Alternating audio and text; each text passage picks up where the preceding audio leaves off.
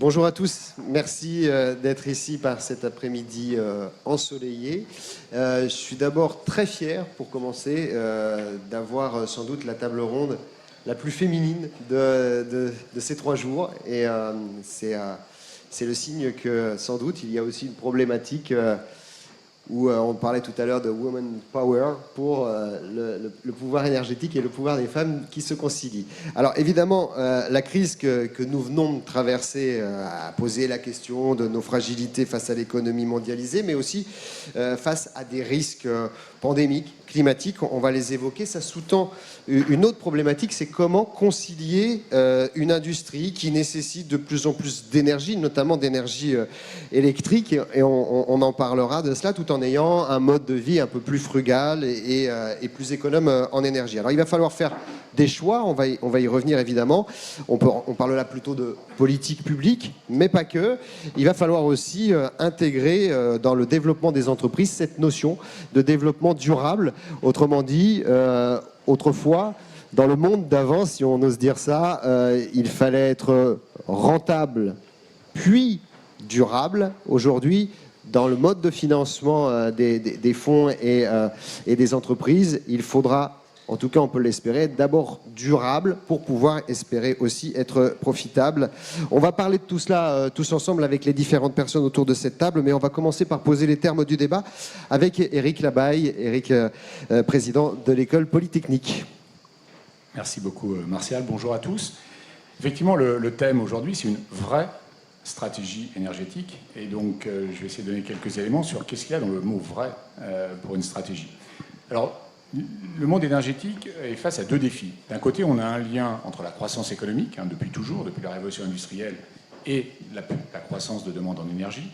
Et on voit aujourd'hui que l'on a à la fois un monde qui continue à croître en termes de population, une bonne partie de cette population qui a besoin d'énergie pour accroître le niveau de vie, et donc une certaine tension sur la demande énergétique.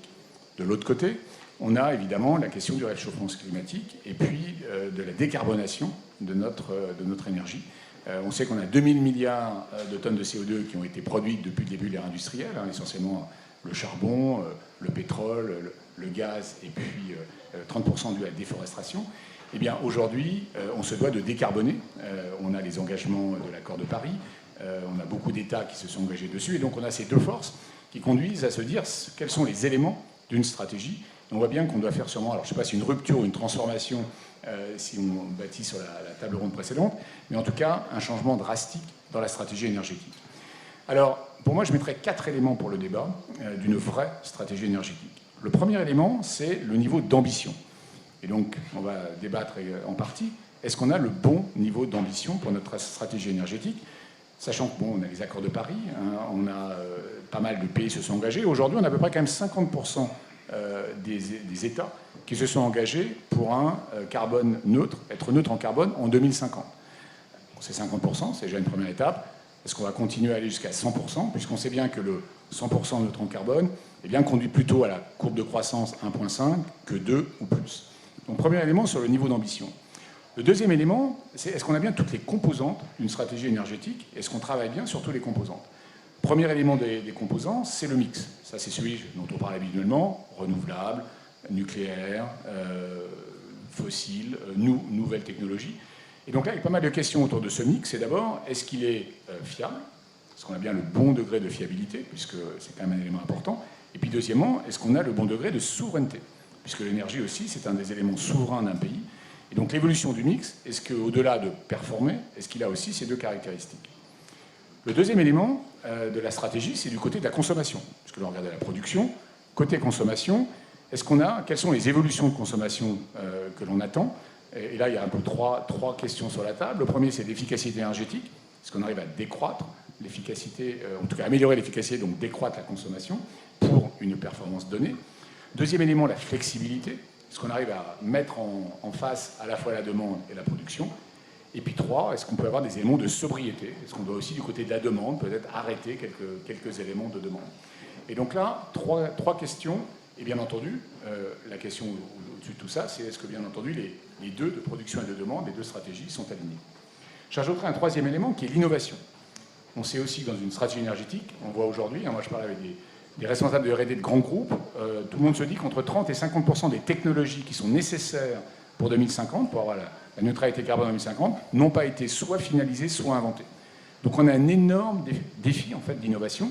Le rapport de Tirole-Blanchard mentionnait que 4% de la R&D mondiale est dans le green tech. C'est pas beaucoup. Donc là, il y a aussi un déficit de quantité. Quel est le bon niveau d'investissement? Sur quelle technologie? Comment est-ce qu'on améliore le photovoltaïque, l'hydrolien, l'hydrogène, aussi la capture de CO2, puisqu'on peut inventer des nouveaux modes de production, mais on peut aussi capturer le CO2 des productions existantes, qui permet d'utiliser au moins le capital investi. Donc là, on a tout un set de questions autour de l'innovation et des nouvelles technologies. Quatrième élément, c'est le financement. Et là, le financement, il y a des chiffres qui ont été donnés depuis hier. On est en trilliards de dollars, trilliards d'euros tous les ans dans les 30 à 40 ans à venir. On a vu le plan de relance qui a verdi, mais bon, quid des capitaux privés, des capitaux d'investissement? Donc, quelle est effectivement la cohérence entre le financement, les modes de consommation, les modes de production, et puis la question donc de l'innovation. Et le cinquième élément de la stratégie que je mentionnerai, c'est la réglementation, puisqu'on sait tous que la réglementation du marché, c'est ce qui va permettre aux acteurs d'avancer. Et donc toujours la question en particulier sur le coût du CO2, taxe CO2, en tout cas prix du carbone aux bornes de l'Europe. Un exemple, quel type de concurrence, quel type d'incitation, toute cette question de réglementation. Et donc sur ces 5 éléments, eh bien, on aura des exemples internationaux aussi. Tout le monde ne fait pas la même chose. Le prix du consommateur n'est pas le même entre les différents pays, le mix n'est pas le même. Mais est-ce que l'ensemble des 5 axes que je mentionnais eh bien, donne une cohérence qui permet d'atteindre l'ambition? Et 2 derniers points sur une vraie stratégie. Le 3e point, c'est est-ce qu'on a un chemin pour y arriver? Et donc là, c'est toute la question des jalons, la question de la vitesse. C'est bien beau, on a mis une belle ambition, on avance sur 5 sujets, mais est-ce qu'on avance à la bonne vitesse aujourd'hui? Et là, on verra une partie de ce que nous diront les panélistes, mais c'est très clairement un sujet d'opérationnalisation de la stratégie. On voit bien que tous les pays ne sont pas à la même vitesse aujourd'hui. Et le dernier élément, c'est l'acceptabilité sociale. On a tous vu qu'il y avait des gens sur des ronds-points en France il y a quelques mois.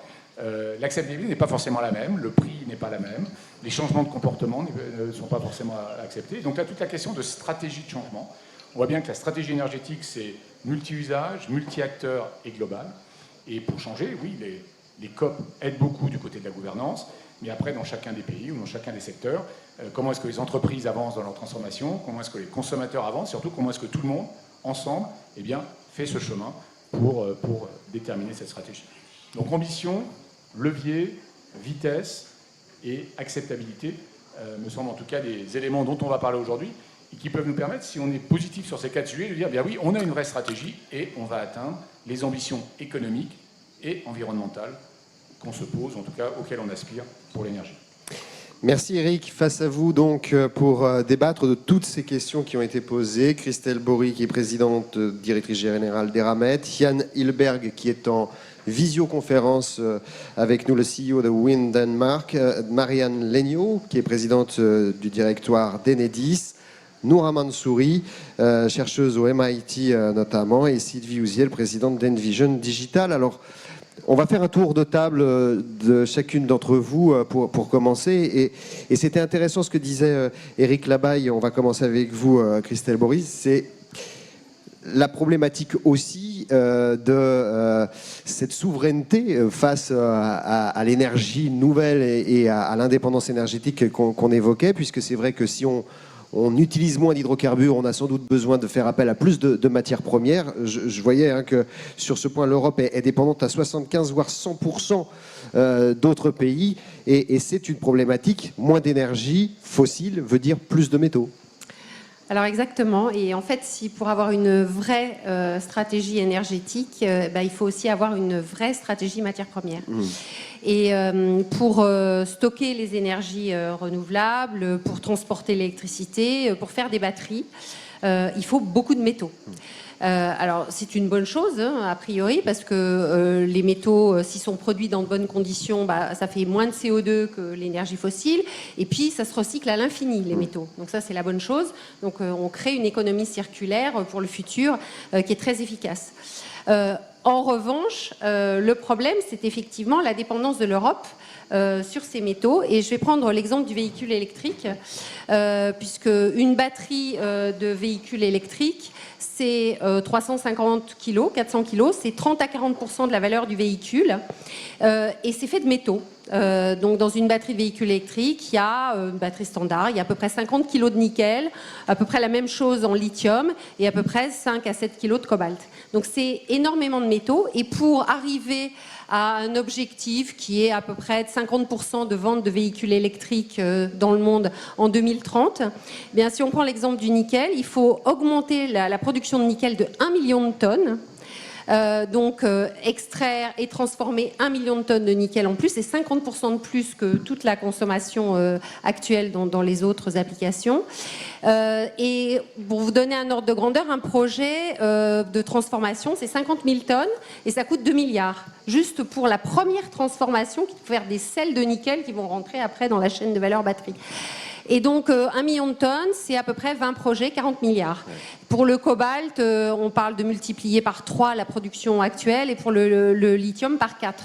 Donc en fait, on va avoir besoin massivement de métaux, et l'Europe n'en a pas sur son territoire. Donc l'Europe, comme vous le disiez, dépendante 75 à 100% de ses importations en métaux, même si on développait tout ce qu'on trouve, hein, et on a une volonté de développer, on a trouvé quelques gisements de lithium, etc.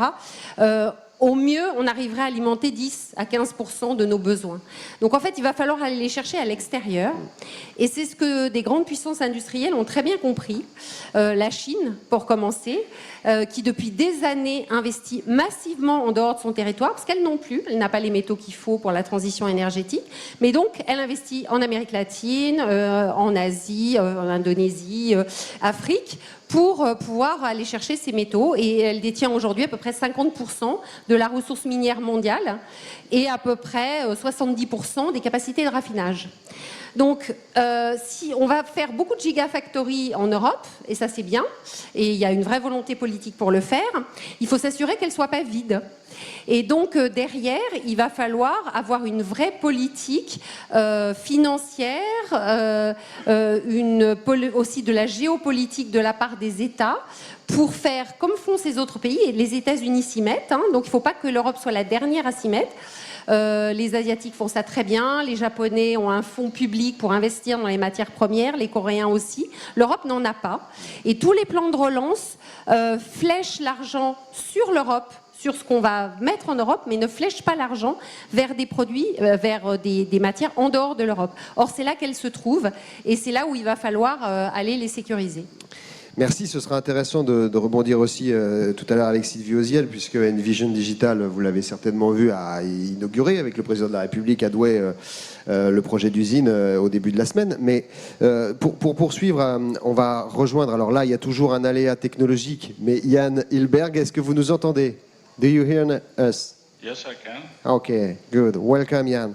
La transition énergétique passe aussi par l'accès évidemment aux énergies nouvelles, renouvelables, par la démocratisation de ces offres. Est-ce qu'aujourd'hui, c'est une proposition qui est à la hauteur de tout à chacun dans les États et dans les pays, notamment ici en Europe?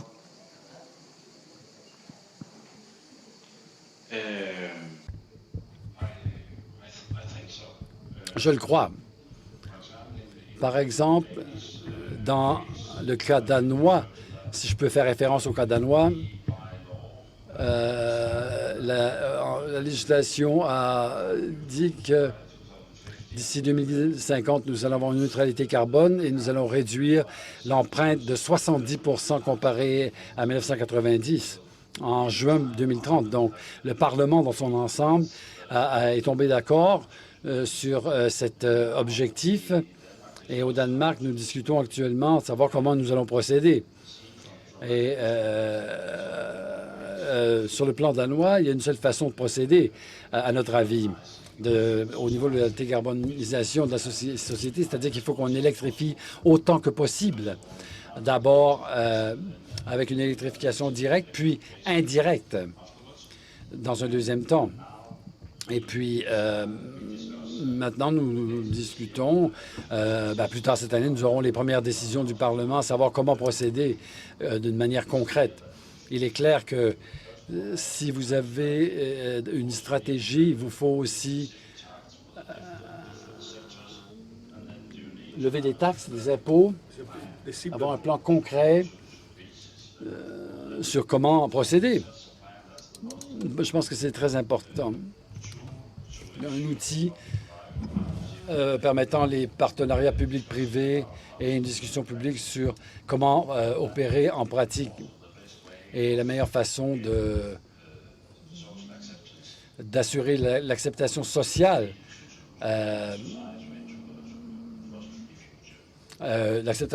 justement d'une société libre de tout usage d'hydrocarbone. À l'instant avec Yann Hilberg, Marianne Legnaud, on le voit bien. D'abord, il faut, et on le dit depuis le début, une vraie politique, Yann vient de le dire, publique évidemment, mais lorsqu'on parle énergie renouvelable, on pense électricité quand même d'abord. On a le sentiment que ça va être extrêmement gourmand en électricité, le monde qui nous attend, avec une multitude d'objets connectés, de recours à cette énergie-là qu'est l'électricité. Comment est-ce qu'on arrive en réalité à rendre compatible tout ce besoin d'électricité avec nos capacités ? C'est une très bonne question et je crois que la réponse est à la fois oui et non. Alors oui, vous avez raison, la transition écologique que nous vivons et dans lequel le réseau de distribution d'électricité Enedis joue un rôle très important, elle va se traduire par une augmentation de la part de l'électricité dans la consommation finale. Parce que tout simplement, les énergies fossiles vont être progressivement remplacées dans les deux secteurs les plus émetteurs, que sont les transports et le bâtiment, par des usages de l'électricité.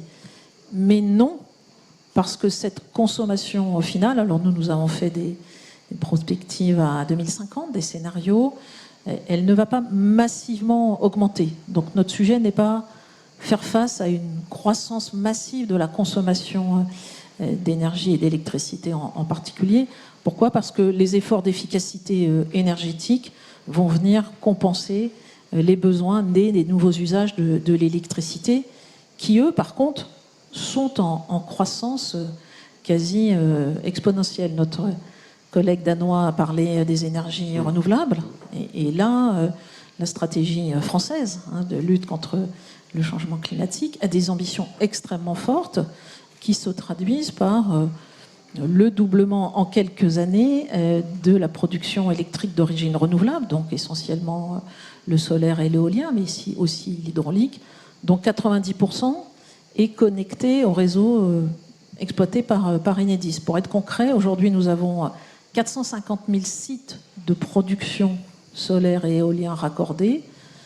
Dans 4 ans, ça sera entre 1 et 2 millions. Donc là, on est sur du multiplié par 2, par 3. Ça se traduit aussi dans nos investissements, parce que derrière, il faut une infrastructure qui permette cette évolution. Mais ça se retrouve, cette tendance très forte, aussi du côté des véhicules électriques. On en a beaucoup parlé dans différentes tables rondes. Aujourd'hui, plus personne ne se dit est-ce que je crois ou pas à la voiture électrique ou hybride. La question est, et les constructeurs en discutent, la Commission européenne va faire des annonces le 14 juillet sur les nouveaux objectifs, c'est quand est-ce que j'annonce la fin du moteur thermique. Là aussi, c'est exponentiel. En 2020, les immatriculations ont augmenté de 160%. Et donc, nous avions aussi des scénarios de véhicules électriques en circulation et hybrides à 2035. Il y avait différents scénarios. Nous étions sur une courbe à 9 millions. Nous sommes maintenant placés sur une courbe à 15 millions. Donc, autant d'usages nouveaux de l'électricité qui nécessitent de besoins en infrastructure, mais aussi, je crois, pas seulement des investissements. Enedis fait 4 milliards d'investissements par an, c'est 2 fois plus qu'il y a 10 ans, mais aussi, et Eric l'a dit, beaucoup d'innovation, beaucoup de capacité à piloter des objets de plus en plus connectés sur le réseau. Alors bien sûr, c'est le compteur Linky, 32 millions de compteurs installés, 35 à la fin de l'année, qui permettent on y reviendra peut-être, de l'autoconsommation, du pilotage de la recherche. Donc, des investissements dans l'infrastructure, de l'innovation, et puis aussi le besoin d'accompagner les consommateurs dans la pédagogie de ces nouveaux usages, et aussi de maîtriser, c'est la soutenabilité, leur facture finale d'électricité. Alors effectivement, on reviendra sur certains des aspects que vous évoquiez, Marianne Legnaud. Noura Mansouri, j'ai signalé que vous étiez chercheuse au MIT tout à l'heure.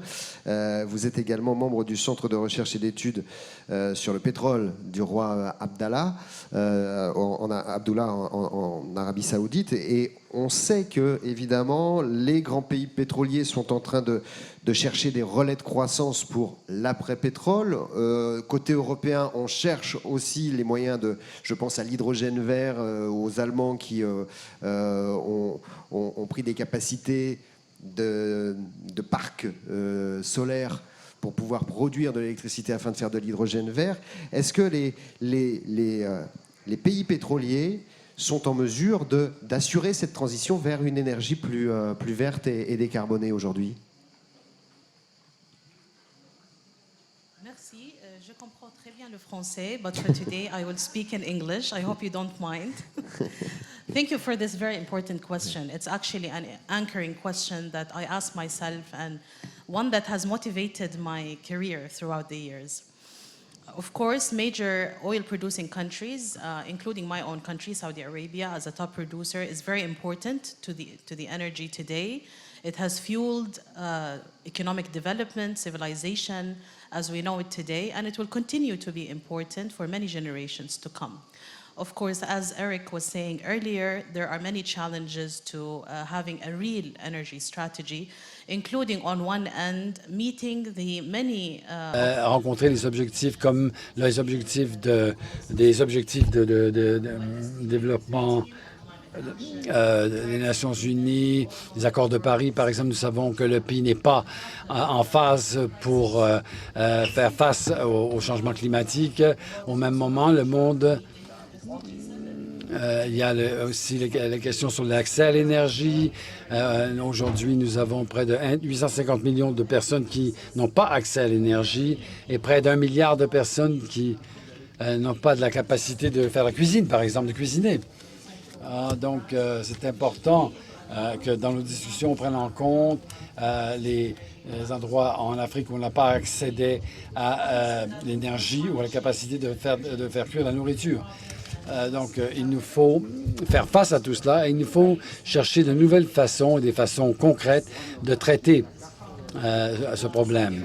L'Arabie saoudite, au cours de la présidence du G20 l'année dernière, a proposé l'économie circulaire de carbone. Et je vais prendre quelques instants pour expliquer à quoi correspond ce CCE. C'est une stratégie énergétique qui intègre... qui est complète, qui est holistique, qui est basée sur 4 axes: réduire, réutiliser, recycler et retirer, enlever les émissions de gaz de carbone, de CO2, et permettre la participation de différents secteurs, différentes technologies, y compris des secteurs qui sont vraiment impliqués dans les hydrocarbures, qui sont responsables du tiers des émissions de carbone. Donc, il faut inclure ces acteurs dans nos travaux sur les économies circulaires. Dans les énergies renouvelables, évidemment, il y a beaucoup de tentatives de développement de la technologie pour réduire les coûts, mais nombre de ces secteurs dont j'ai fait mention, sont encore basés sur les hydrocarbures, principalement avec les problèmes du COVID-19, par exemple. Donc, il faut que l'on poursuive les investissements pour assurer la neutralité et investir dans les technologies comme la capture, le stockage du carbone, l'hydrogène vert, comme vous avez dit, réduire l'écart entre l'hydrogène vert et l'hydrogène brun. Donc, il faut être très inclusif. Merci beaucoup. Le début de cette conversation, Sylvie Houziel, des besoins en batterie électrique pour les véhicules, notamment, et évidemment, vous connaissez bien la question, objets connectés, véhicules électriques et transition énergétique. Est-ce qu'on est dans un triptyque qui se complète ou pas, en réalité? Ou est-ce que c'est antagonisme? Alors, nous, la vision fondamentale d'Envision, Envision, ça veut dire une vision pour l'énergie et l'environnement. Donc notre vision fondamentale, c'est qu'on peut atteindre une décarbonisation non malthusienne, au contraire une décarbonisation qui alimente la croissance, et que ce sont les technologies digitales et industrielles qui rendent ça possible. Et en fait, notre point de vue, c'est que la technologie n'est pas le facteur limitant pour parler de l'innovation qu'évoquait Eric. On pense que l'innovation, elle est abondante, qu'il y a des solutions technologiques pour décarboner des usages de plus en plus lourds, notamment avec l'hydrogène vert. Que la bonne nouvelle, c'est qu'en plus, cette innovation, elle s'industrialise, elle est de moins en moins coûteuse, contrairement au prix du gaz et du pétrole qui fluctuent sur les marchés. En fait, quand on regarde le coût des batteries ou le coût du solaire, il suit une loi de Moore, une loi technologique, et donc il diminue de manière exponentielle. Les éoliennes, par exemple, ont vu leur coût sur 20 ans diminuer de 40%, le solaire, c'est 82%, les batteries, en 10 ans, ont vu leur coût diminuer de 88%. Donc c'est spectaculaire et ça continue. Donc c'est une technologie disponible et de moins en moins coûteuse. Et alors la dernière bonne nouvelle, c'est qu'avec l'offshore et le flottant, on repousse les limites des ressources naturelles et donc c'est une énergie aussi très abondante. Et aujourd'hui, avec du 2 centimes du kilowattheure pour du solaire, on est face à l'énergie la moins coûteuse que l'humanité ait jamais pu produire. Et donc une fantastique opportunité de développement pour tous. Donc tout va pour le mieux dans un meilleur des mondes décarboné technologique. Hein, donc c'est là où il y a un mais, évidemment. Oui. Mais pour nous, pour arriver à accélérer cette transformation, si ce n'est pas la technologie qui est le facteur limitant, ce sont d'autres dimensions. Alors Eric avait son modèle à 4 composants, donc nous on en articule 5. On veut toujours faire mieux que les amis de Polytechnique. Non mais plus sérieusement, nous on regarde 5 dimensions. Une dimension technologie industrielle, technologie digitale, tout le sujet des infrastructures, de la réglementation et du modèle financier, finalement du marché, du market design, qui recoupe ce dont parlait Eric. Et en fait, on pense que quand on regarde ces différentes dimensions, le rôle de l'État, c'est non seulement d'apporter des amorçages initiaux en termes de financement, on en parle beaucoup, notamment avec les aides dont nous bénéficions pour l'usine de Douai, mais c'est surtout d'aligner ces 5 dimensions pour faire en sorte que les technologies puissent atteindre une adoption de masse. Et qu'on crée finalement des business models tenables, structurellement tenables, dont les marchés vont se saisir et pas des business models qui doivent être subventionnés par l'État. Et donc en pratique, peut-être quelques exemples très rapidement. Les énergies renouvelables, au début de leur développement, bénéficient de tarifs subventionnés et donc s'injectent dans les réseaux électriques avec un prix subventionné qui s'appelle un feed-in tarif. Quand on enlève ce feed-in tarif, il est essentiel d'avoir un mécanisme de certification de l'origine verte de l'électricité et un mécanisme de marché qui permettent de valoriser le caractère vert de l'électricité autrement. Quand on injecte beaucoup d'énergie renouvelable, on a un sujet de flexibilité. Le réseau est un peu évidemment sollicité, donc il y a le sujet de renforcer les infrastructures de réseau et d'avoir des solutions de flexibilité qui, là encore, passent par des mécanismes de marché. Pour rémunérer cette flexibilité, il y en a diverses qui existent. Le véhicule électrique, c'est plein de sujets réglementaires et plein de sujets financiers. Par exemple, les infrastructures de charge publique, dont on parle beaucoup. C'est aussi les incitations à la charge intelligente pour charger en heure creuse, charger de nuit, orchestrer le chargement pour ne pas, une fois encore, faire peser trop de contraintes sur le réseau. C'est aussi des petits cailloux dans la chaussure réglementaire qui font enlever. C'est l'obligation de demander l'accord de la copropriété pour installer un chargeur chez soi. C'est le statut des réseaux privés électriques quand on veut faire un campus solaire. Et alors là, quand on veut passer non pas au campus solaire, mais à la zone industrielle décarbonée, alors c'est toutes ces couches-là qui s'empilent de manière encore plus complexe. C'est ce qu'on voit avec l'hydrogène vert aujourd'hui et tous les débats sur les garanties d'origine, les infrastructures de transport de l'hydrogène et toute l'économie carbone autour des émissions évitées par l'hydrogène vert. Et là, qui font l'objet depuis 2 ans d'abondants débats au niveau de l'Europe, qui sont un peu politique, évidemment, chacun parlant de là où il se trouve, certains étant plus en faveur du nucléaire, d'autres plus en faveur de l'éolien. Enfin, il y a différents courants qui s'expriment. On pense qu'il y en a encore pour 2 ans de discussion avant de pouvoir effectivement faire atterrir un règlement. Et c'est finalement ce qui freine aujourd'hui les investissements massifs dans ces technologies. C'est pas l'abondance de la technologie disponible, l'abondance des ressources naturelles, le fait qu'il y ait un marché, c'est la structure réglementaire et financière de ce marché. Eric, là-bas, si on fait un petit résumé après ces différentes interventions, je dirais qu'on voit bien qu'il y a un écosystème qui est en train de voir le jour et que la problématique, c'est de marier les besoins, les usages avec les capacités de production. C'est quand même un peu l'enjeu pour pouvoir faire réussir cette transition environnementale et énergétique. Oui, c'est de les marier et surtout de les mettre sur la bonne courbe. Puisqu'on a vu que si on a une ambition 2050 de neutralité carbone, juste pour vous donner, on a un centre, nous, à l'École Polytechnique, qui s'appelle Energy for Climate, centre de recherche sur le sujet. Et ils ont fait quelques modèles, évidemment, de projection. Et si on se dit que l'humanité donc, va croître de 3 milliards de personnes, que le GDP, que le PIB continue sur 3%, pour continuer à accroître le niveau de vie moyen de l'humanité, qu'on se dit que l'intensité énergétique va baisser, on a parlé tout à l'heure de l'efficacité, on va dire de 10% tous les 10 ans, eh bien, il faut quand même enlever 75% de l'intensité carbone de l'énergie produite d'ici 2050. Donc ça, c'est juste la marche. La marche est énorme. Et donc, peut-être qu'on peut juste se dire, finalement, est-ce qu'on est sur la bonne marche? Ou si on veut accélérer pour être sur la bonne marche, comment est-ce qu'on fait? Je crois que Sylvie le mentionnait avec les structures de marché, évidemment, c'est quel est l'environnement, mais aussi comment est-ce que tous les acteurs s'alignent à un instant T pour peut-être changer leur comportement, accélérer leur transformation, utiliser les technologies encore mieux. Mais pour moi, l'enjeu, effectivement, je pense que tout le monde avance, mais c'est la cohérence et le fait de est-ce qu'on est bien sur la bonne pente qui va nous emmener au bon endroit. Alors justement, Noura Mansouri, on le sait, l'Arabie Saoudite, elle a enclenché sa transition énergétique et l'ère de l'après-pétrole. Mais pour rebondir sur ce que disait Eric Labaye, est-ce que tous les pays vont assez vite pour intégrer cette transition et cette transformation de nos sources d'énergie? Yeah, thank you very much for this. Merci beaucoup de cette question importante.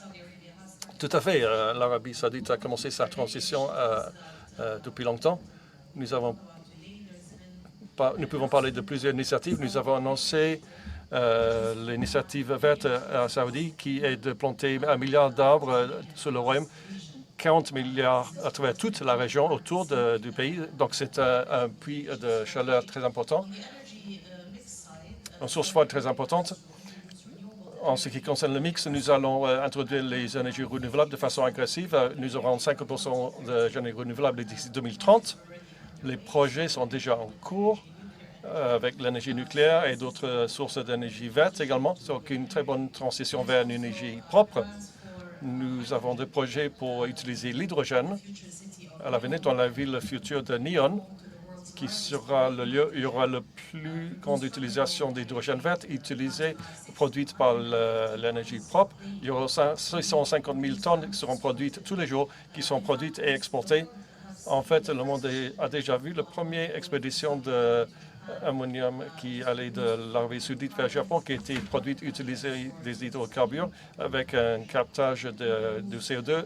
Donc, c'est du carbone vert qui sera utilisé dans les centrales japonaises.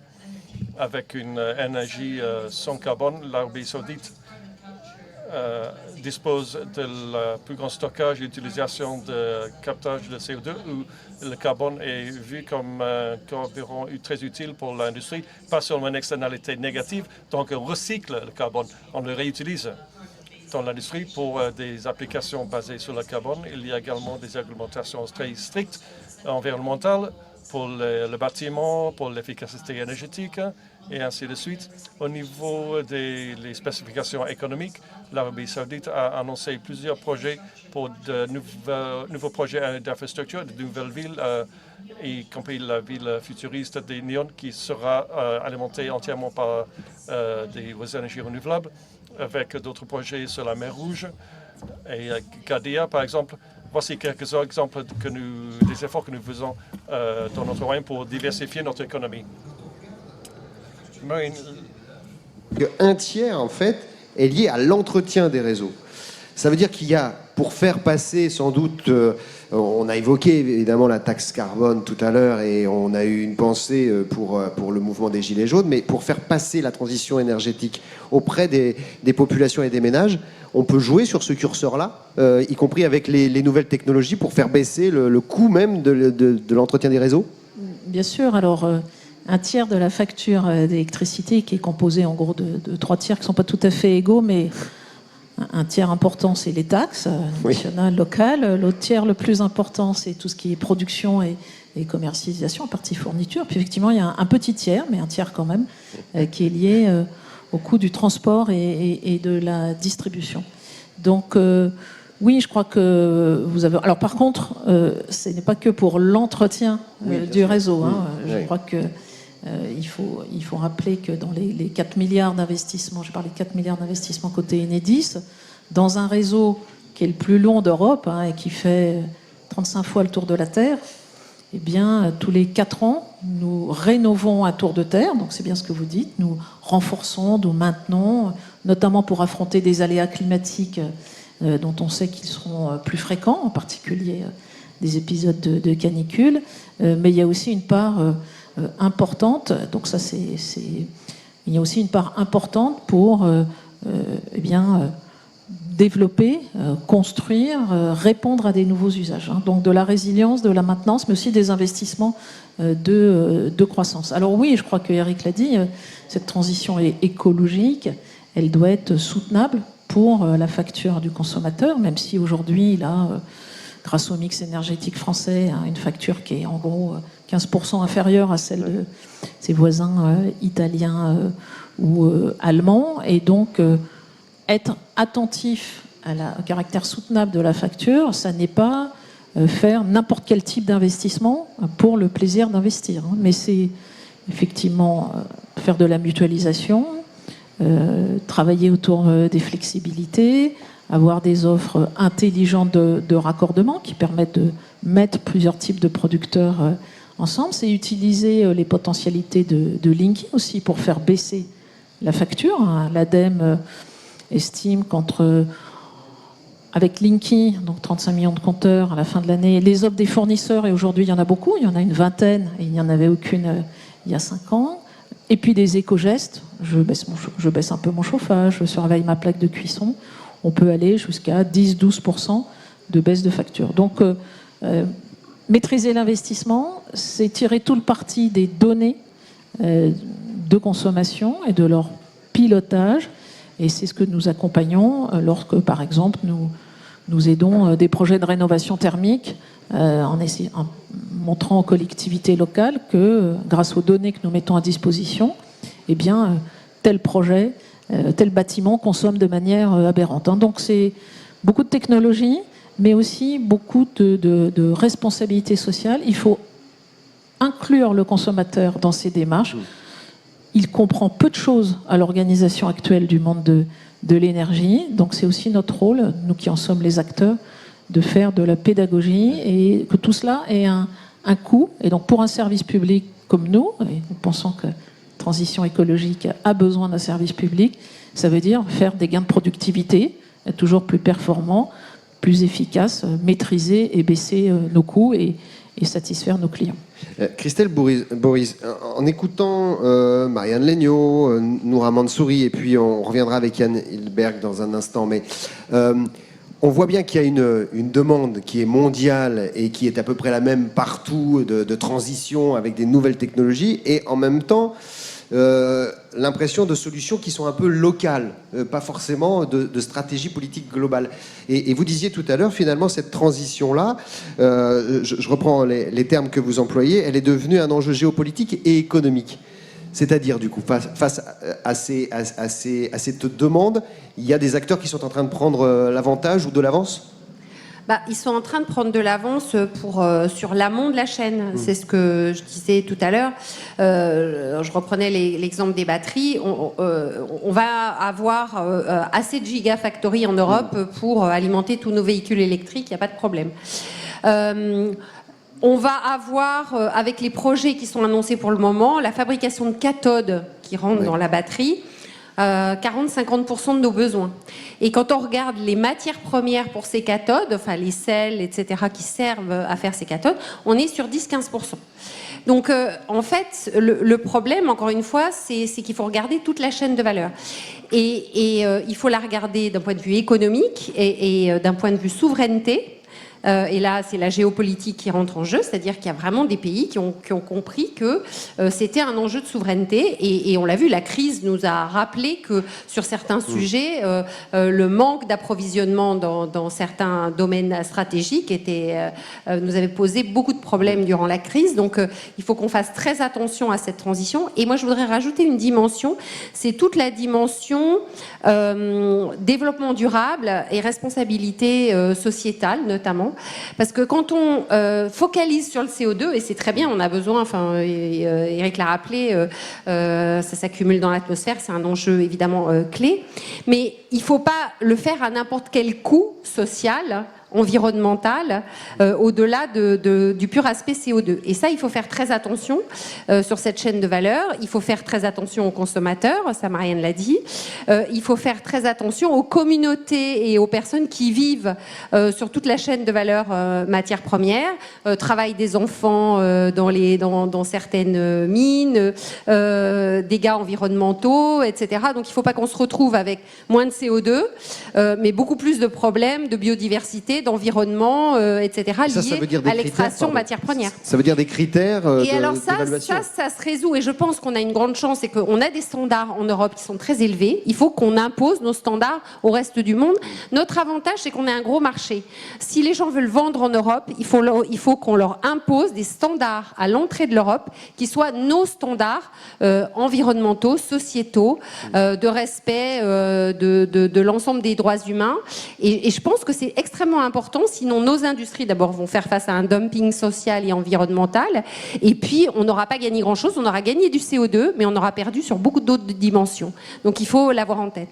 Yann Hilberg, vous avez ce sentiment qu'il y a une politique énergétique globale qui est pensée par les pays autour des productions renouvelables ou de l'hydrogène, comme on avait envisagé à un moment donné finalement une industrie pétrolière, un développement du charbon, un développement du gaz. Est-ce que vous sentez qu'il y a une politique industrielle, énergétique autour du renouvelable ? I think in some countries, Dans certains pays, on voit les premiers pas pour construire une politique industrielle autour des énergies renouvelables. Effectivement, ce qui est très important, ce que vous avez déjà dit dans votre panel, c'est que nous devons garder à l'esprit que la transition verte et la transformation basée sur l'utilisation des énergies renouvelables dans la société, avec toute la chaîne de valeur et la politique industrielle. Bien sûr, l'Europe peut fournir sa propre énergie. Si on regarde par exemple le potentiel offshore dans la mer du Nord, nous avons un potentiel énorme dans la mer du Nord. Si on regarde juste la partie danoise de la mer du Nord, nous avons 3 fois plus d'énergie qui existe que dont nous avons besoin au Danemark. La politique allemande pour les énergies renouvelables est focalisée pour faire en sorte que l'Allemagne soit un importateur de génie verte à l'avenir. Ce sera basé sur de l'hydrogène renouvelable et l'électricité. Si nous adoptons la bonne stratégie au niveau européen, nous pouvons effectivement, si nous définissons les bonnes stratégies sur ces aspects, nous aurons ensuite un défi pour bien construire la stratégie industrielle en même temps, parce que l'industrie dans ce domaine en Europe sont également en compétition au niveau mondial. Donc, il y a des risques. Si vous mettez en place une politique au niveau européen, nous devons garder à l'esprit que nous sommes également en concurrence au niveau mondial. Je pense que dans certains marchés, par exemple pour les hydrogènes renouvelables en Allemagne ou aux Pays-Bas et au Danemark et d'autres pays européens, nous voyons actuellement des discussions sur comment, en même temps, nous construisons beaucoup d'hydrogène basé sur des renouvelables, comment faire augmenter le nombre d'emplois en même temps. Tout petit peu tout à l'heure, mais il y a évidemment toujours une espèce de duel nucléaire ou énergie renouvelable dans la fourniture de l'énergie qui permet d'alimenter les batteries ou la demande en électricité. C'est un duel qui va durer, il va y avoir un des mondes qui va s'imposer face à l'autre. Comment on sort de cette dualité? Oui, alors en plus c'est un débat très européen. Idéologique aussi. Nous, on pense qu'il n'y a pas, une fois encore, une seule technologie qui va dominer, qui va tout remporter, et qu'en plus les points de départ sont très différents. Donc on pense par exemple que la capture du carbone et sa séquestration qui a été évoquée sont une bonne énergie de transition. Brûler des énergies fossiles, enfin brûler des ressources naturelles fossiles et capturer le carbone jusqu'à ce qu'on puisse avoir une solution plus pérenne qui commence par ne pas émettre, c'est une bonne solution de transition. Par définition, elle n'est pas tenable parce qu'elle rajoute un coût à un processus fossile, donc elle n'est pas compétitive. Mais c'est effectivement une activité qui a son rôle dans la chaîne de décarbonisation progressive. Alors sur le nucléaire, en France, on a la chance de bénéficier d'un nucléaire abondant, amorti, très amorti, donc très peu coûteux, qui est une charge à la fois, qui est une électricité à la fois qui n'émet pas de carbone et qui est dite contrôlable. On peut décider d'allumer ou d'éteindre une centrale nucléaire. C'est plus difficile de décider d'allumer ou d'éteindre le soleil ou le vent, ce qui est bien le problème des énergies intermittentes. Donc on parle de ce prisme-là. Maintenant, si on construisait massivement de l'énergie nucléaire actuellement, on aurait les capex, les investissements, donc on n'aurait pas le bénéfice d'avoir des infrastructures largement amorties. Et puis les critères de sécurité n'ont fait que croître en termes de confinement, de séquestration notamment. Et donc il faut faire le bilan économique du nucléaire par rapport à des solutions éoliennes ou solaires qui ne font que décroître dans la durée et qui sont de plus en plus soumises à la loi de Moore, ou qui sont de plus en plus favorisées par la loi de Moore. Et puis le dernier sujet, c'est évidemment les déchets du nucléaire, qu'on a tous présents en tête. Donc tout nucléaire, je ne pense pas que ça soit la solution, et je pense que l'énergie renouvelable est une alternative de plus en plus forte et crédible. Maintenant, est-ce qu'il faut fermer les centrales du jour au lendemain en France? C'est sans doute pas non plus la solution.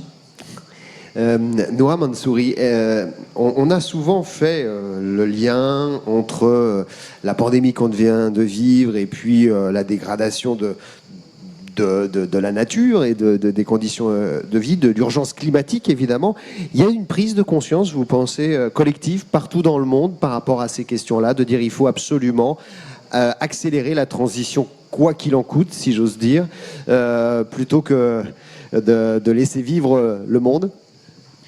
Thank you very much for that. Merci pour votre question. Il est important de noter le lien qui existe entre la pandémie et le climat.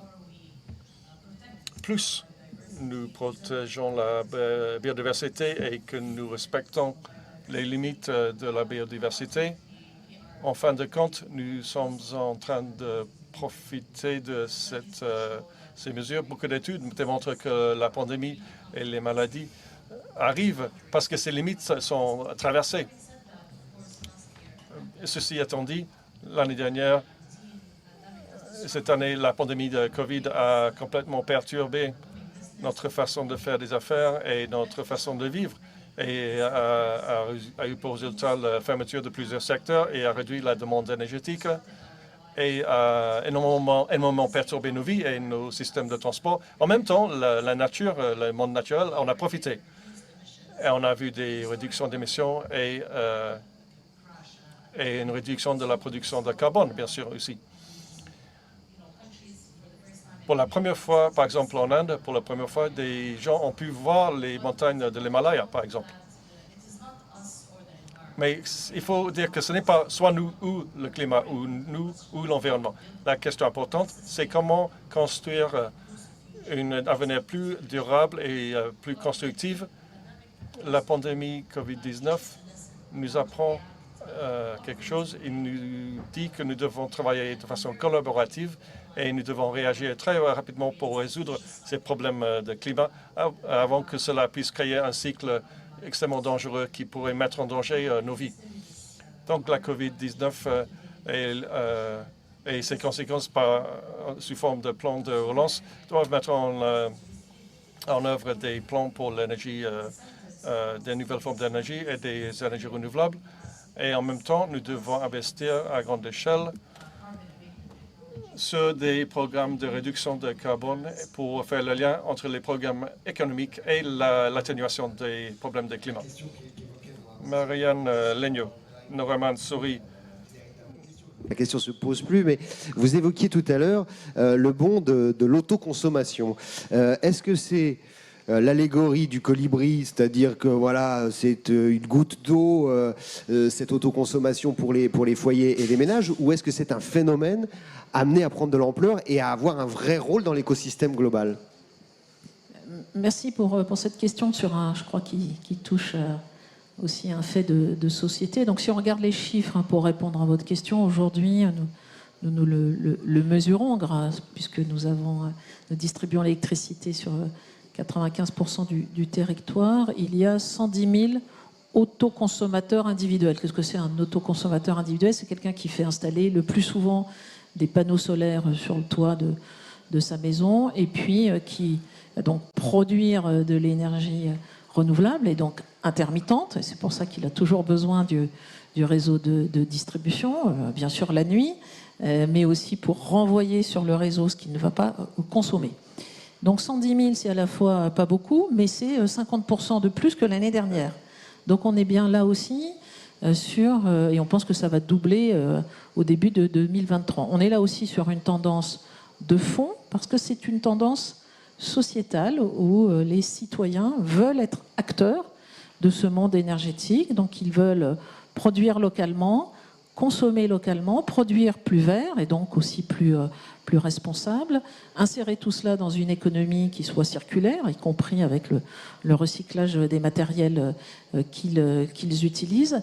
Et donc moi je pense que c'est une tendance de fond. Et ensuite toute la question, c'est comment on concilie des modèles qui vont être de plus en plus locaux, avec des régions, des métropoles, mais plus globalement des territoires qui revendiquent de piloter, de maîtriser leur mix énergétique, avec une vision nationale, industrielle, d'infrastructure et de main invisible qui nous fasse prendre les meilleurs choix pour le futur. Je donne qu'un exemple. En ce moment, on a parlé du développement de l'énergie solaire. Vous avez dit, est-ce qu'on est sur la bonne courbe? On n'est pas sur la courbe de la PPE, c'est-à-dire des ambitions du gouvernement français, même si ça avance bien. Et donc, qu'est-ce qui est le plus important pour la collectivité? De faire des grands projets qui vont ajouter beaucoup de mégawatts renouvelables d'un coup, ou plein de petits projets qui vont coûter, par exemple, beaucoup plus cher au réseau de distribution pour les connecter, parce que c'est plus complexe techniquement et c'est 3 fois plus cher que les gros. Oui. Voilà, ce type de questions, même si on est content de voir que ça progresse, je crois qu'il faut les traiter, parce que derrière, il y a la question du coût pour la collectivité. Mais par contre, le fait que chacun ait conscience qu'il doit faire des efforts, c'est vrai pour les entreprises. Nous avons une politique bas carbone, comme toutes les entreprises qui sont présentes ici.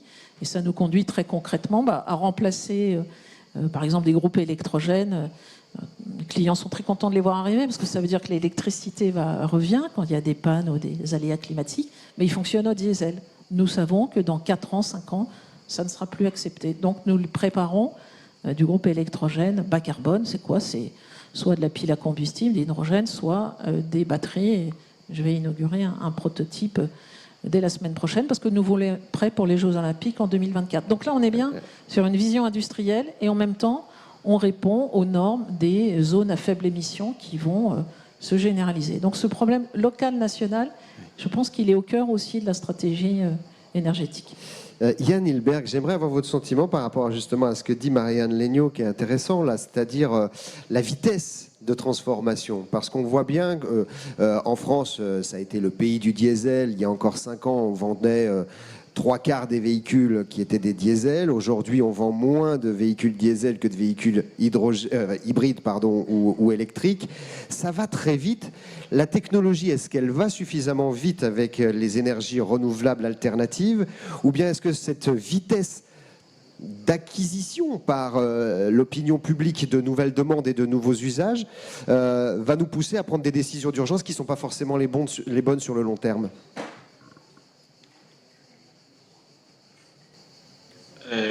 Thank you for that question. Merci pour cette question. Je suis tout à fait convaincu que le développement de la technologie est tout à fait capable de suivre la demande. La raison pour laquelle que je pense nous voyons cette augmentation, cette accélération dans l'adoption des nouvelles technologies, et notamment pour les véhicules électriques, c'est parce que la technologie a développé Et le coût de l'énergie est en train de baisser, grâce surtout au fait que les énergies solaires et éoliennes sont beaucoup moins chères qu'avant.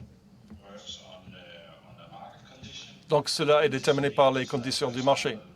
Par exemple, ça veut dire que l'hydrogène est produit renouvelable dans certains marchés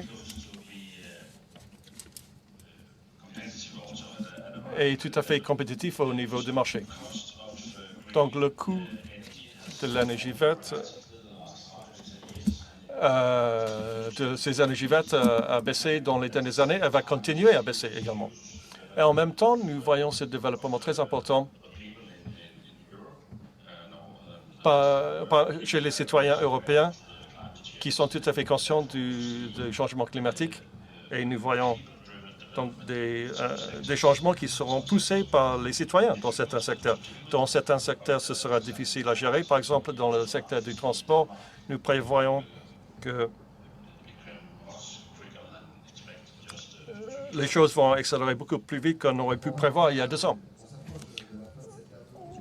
La parole d'ici quelques minutes pour poser des questions à nos intervenants, mais simplement, Christelle Boris, peut-être pour terminer, et on conclura avec Eric bien sûr, on a beaucoup parlé justement de l'enjeu que peut jouer l'Europe dans la distribution des cartes, parce que ça reste un marché extraordinaire quand même pour beaucoup d'acteurs de pouvoir conquérir le marché européen, et donc on a le pouvoir de dire non. C'est un peu ce que vous nous disiez tout à l'heure. Est-ce que grâce à cette transition énergétique et sur cette politique énergétique, l'Europe a pu briser certains tabous, notamment l'idée que le monde doit être ouvert? Je pense qu'on a fait beaucoup de progrès et durant la crise notamment, parce qu'on s'est rendu compte de beaucoup de choses. Et je pense que l'Europe a montré qu'elle était capable de réagir face à la crise et de faire des choses qu'on n'imaginait même pas quelques mois auparavant. Bon, ceci dit, sur certaines dimensions, encore une fois, stratégiques, on a du mal encore à faire que l'Europe pense en dehors de ses frontières. Typiquement, les États-Unis ont souvent eu une stratégie en dehors de leurs frontières. C'est très vrai des Asiatiques, mais c'est la façon dont ils pensent en fait. La Chine, je disais, ceux qui investissent aujourd'hui, notamment donc, dans mon domaine, les matières premières, en Afrique, en Amérique latine, en Indonésie, ce sont les Chinois, ce sont les Japonais, ce sont les Coréens. Les Indonésiens ont une vraie politique de préservation de leurs ressources. Ils représentent aujourd'hui 30% du nickel mondial. Ils le gardent pour eux. Ils ont banni, en fait, ils ont mis un ban, une interdiction d'export des minerais pour garder la valeur ajoutée chez eux. Donc en fait, il y a une vraie, je pense, une vraie guerre entre guillemets économique là, autour des matières premières qui est en train de se jouer. Et il faut que l'Europe pense plus global et se dote des outils, tout simplement, je disais des outils tout à l'heure, des outils réglementaires pour éviter de se trouver en position défavorable pour l'entrée des matières en Europe, mais aussi des outils, je dirais, de stratégie offensive, comme des fonds. Le Japon a un fonds public pour investir dans les matières premières, la Corée a un fonds public pour investir dans les matières premières, et donc on peut se doter de fonds publics qui vont nous donner les moyens d'aller sécuriser une partie de nos besoins, alors que ce soit les matières premières de la transition énergétique, mais d'autres matières premières qui se sont révélées être clés pour la défense, par exemple, etc. Donc, moi, je pense qu'il nous manque des outils en Europe pour être un peu extraterritorial en dehors de l'Europe. Sylvie Houziel, le regard de la Chine par rapport à l'Europe, justement, c'est justement d'équilibrer cette espèce de duel que ne veut peut-être pas la Chine face aux États-Unis, en s'appuyant sur un trépied avec l'Europe. Comment est-ce qu'on envisage l'Europe vue de Chine, justement? Alors, je suis très contente que vous vous tourniez vers moi pour parler de la Chine, parce que nous ne sommes pas chinois. Non, oui, nous sommes c'est vrai, oui, je sais. Non, mais notre actionnaire est chinois. Et je pense que c'est important, parce que, en fait, la façon dont nous appréhendons le sujet en tant que société, et je ferai bien la distinction entre les États et les sociétés privées, c'est vraiment d'aller nous implanter là où les meilleures compétences se trouvent, les meilleures technologies, les meilleurs cerveaux, et puis clients qui vont adopter, être des early adopters, adopter de la manière la plus précoce et pionnière ces nouvelles technologies. Et donc, en ce sens, le cas de l'Europe est très intéressant parce que nous, historiquement, on a développé tout ce qui est solaire en Californie, tout ce qui est éolien en Europe du Nord. Et là, pour le véhicule électrique et la flexibilité pour les réseaux électriques intelligents, notre centre de compétences mondial est à Paris. Et la France et l'Allemagne sont vraiment nos marchés pilotes. Et pourquoi ? Parce que l'Europe a produit une loi extraordinaire, une taxe extraordinaire qui est la taxe café, qui taxe les constructeurs automobiles sur les émissions de Scope 3, c'est-à-dire les émissions des voitures qu'ils vendent aux conducteurs. Et donc, grâce à cette taxe, les constructeurs se sont tous mobilisés pour verdir leur offre et pour pousser massivement du véhicule hybride à batterie vers les consommateurs, vers les conducteurs. Même les constructeurs allemands, qui étaient historiquement un peu réticents quand même aux véhicules électriques, Volkswagen, pour éviter de payer près d'1 milliard de pénalités café cette année, a massivement pris un virage électrique et maintenant est le chantre de la voiture à batterie ou de la voiture hybride rechargeable. Et ça va créer quelques problèmes d'ailleurs à Elon Musk, dont l'essentiel des profits reposait sur la vente de crédits carbone associés aux émissions évitées grâce au Tesla sur la route. Donc tout ça pour dire que grâce à cette mesure, l'Europe devient extrêmement attractive comme marché. Le véhicule électrique, on l'a vu, voit des taux de croissance de plus de x2. En Allemagne, c'est x3. C'est 212% de croissance sur les 4 premiers mois de l'année par rapport à l'année dernière. Et ça attire massivement les investissements des entreprises privées telles que les nôtres.